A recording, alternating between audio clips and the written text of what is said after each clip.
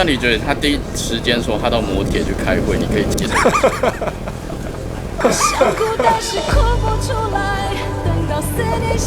哎，好了，先错愕，然后再开始慢慢升级，无法理解那是平常阿达玛秀，两个人的情节不一样。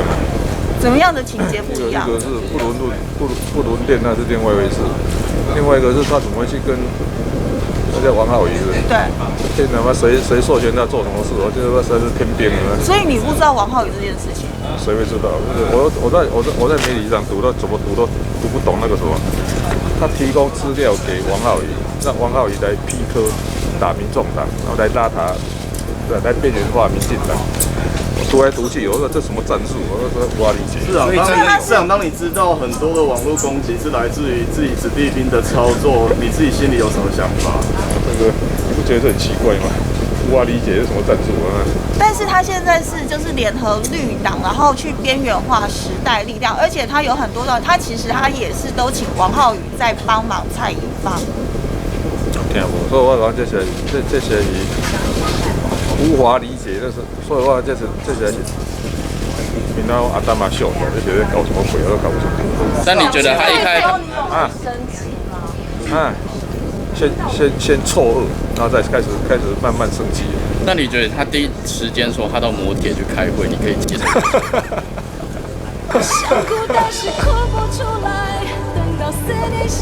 哎，好了，下一题。启放他一个人从高雄来台北，我想大概是一个就是单身来的台北分多了一个女孩子。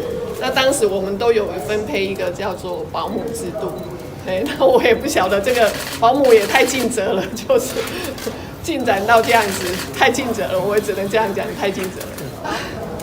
我昨天半夜看到我们家宜芳跟易善的事情。我也不知道讲什么，我想问到宜芳的岁啊。好。因为之前选前的时候就已经有在传了，所以那时候都没有观察到或者是看到一些蛛丝马迹。因为我们上次选举是这样子嘛，宜芳她一个人从高雄来台北，我想大概是一个就是单身来的台北分多了一个女孩子。那当时我们都有分配一个叫做保姆制度。那我也不晓得这个保姆也太尽责了，就是进展到这样子，太尽责了，我也只能这样讲，太尽责了。好，那会不会检讨党内的这个保姆制度？因为保姆制度一直出现一些争议跟问题。对，所以我昨天第一个就想说，好，这个保姆制度，我们最近就会来花点时间来讨论一下，就是说这个制度如何去改善。就是候选人还是跟他。也不要因为这样子，就是说一定要去找个女性找个女性啊，男性找个男性，这个我们在检讨了，这个在检讨。我认为这样的事情已经严重影响到党的形象。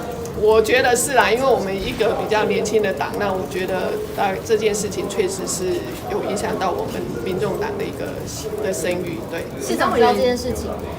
市长，据说昨天因为半夜我知道了，所以。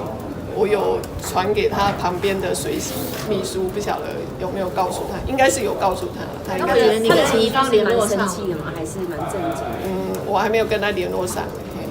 有联络上蔡宜芳吗？因为他今天要请假。宜芳，因为他本来是我那个财政委员会的一个法助哈，所以他昨天夜里还有跟我请假，他觉得他可能短暂时间他需要沉淀一下。他有跟我联络上。你有劝他吗？跟他说这样子不太好。我劝他，我应该是骂他，也没有骂他啦。我想说，那个岁啊，为什么去跟保姆这样发展成这个样子？是有跟您坦诚有这件事，有发展到感情的这件事情。有，昨天他有跟我坦诚到这件事情。那他有没有表示就是说很后悔，或者是要就是不要再这样下去？没有，他就一直哭吧。那个，因为刚刚党中央有发声明说要调查张义善跟陈玉芳，那这个调查要怎么调查？没有，因为张义善是我们的中央委员，我想就是把他送那个中央评议委员会去，让他们去做调查。